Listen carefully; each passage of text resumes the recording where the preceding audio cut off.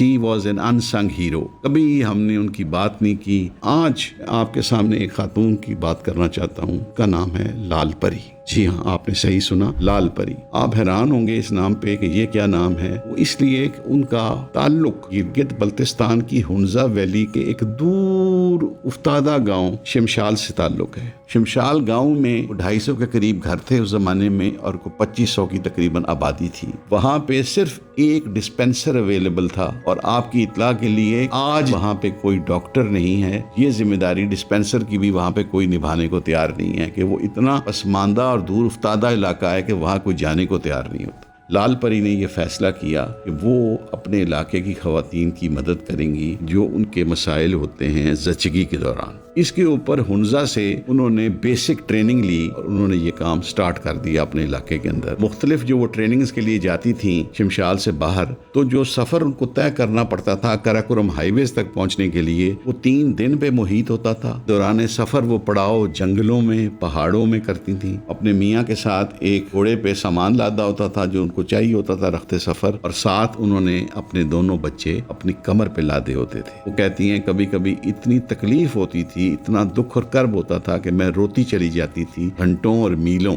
उन सर्द रातों में वो उन बर्फों में चल के उन लोगों के घर में जाती थी जहाँ पे एक खातून ज़चगी की अमल से गुजर रही होती थी और उसने एक नई जिंदगी को जन्म देना होता था। उन्होंने अपने पूरे करियर के दौरान तकरीबन 700 से 800 खवातीन को ज़चगी के प्रोसेस से गुजारा और उन्होंने बेटे या बेटी को जन्म दिया। एक भी खातून ने इस प्रोसेस के दौरान अपनी जिंदगी की बाजी नहीं हारी और ना ही कोई नामौलूद बच्चा फौत हुआ। इस पे लाल परी के क्या तासुरात हैं? वो कहती हैं कि शायद लोग बड़े खुशकिस्मत थे या मुझ पर अल्लाह की मेहरबानी है। यानी कहीं भी उन्होंने ये क्रेडिट नहीं लिया कि मैं बहुत कॉम्पिटेंट थी या मुझे ये आर्ट बहुत अच्छा आ गया था या मैंने जो भी इस फील्ड के लिए रिक्विजिट तालीम ली वो बहुत आलीशान थी। जब मैं ये बातें आपसे करता हूँ ना, तो आपके सामने एक इमेज परसेप्शन बनना चाहिए था। जो लाल परी खातून थी वो क्या तिलिस्माती उनकी पर्सनैलिटी थी, कितना बड़ा उनका कद था। वो जो इर्द गिर्द संगलाख पहाड़ थे, जो चोटियां हैं, उनसे भी ज्यादा कदावर थी। She was an unsung hero.